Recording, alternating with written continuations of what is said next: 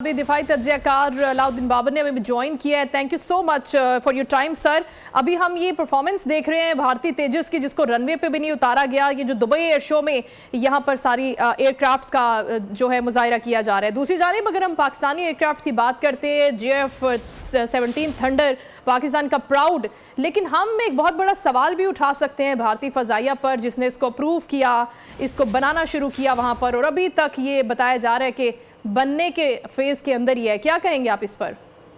बहुत बड़ी एम्बैरेसमेंट है यकीनन इंडिया के लिए, इसमें कोई दो राय नहीं हो सकती।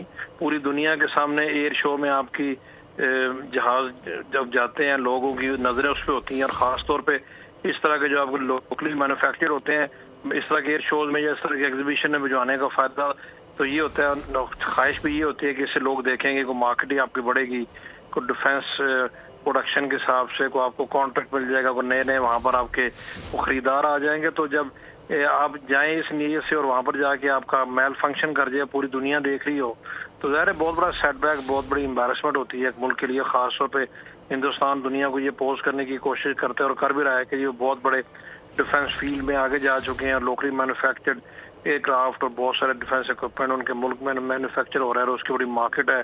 अभी वो दुनिया को ये चीजें बेचेंगे। Right sir, thank you so much Babar Alauddin sahab. Salman Awan हमें अपडेट कर रहे थे इस खबर से, बहुत शुक्रिया आपका।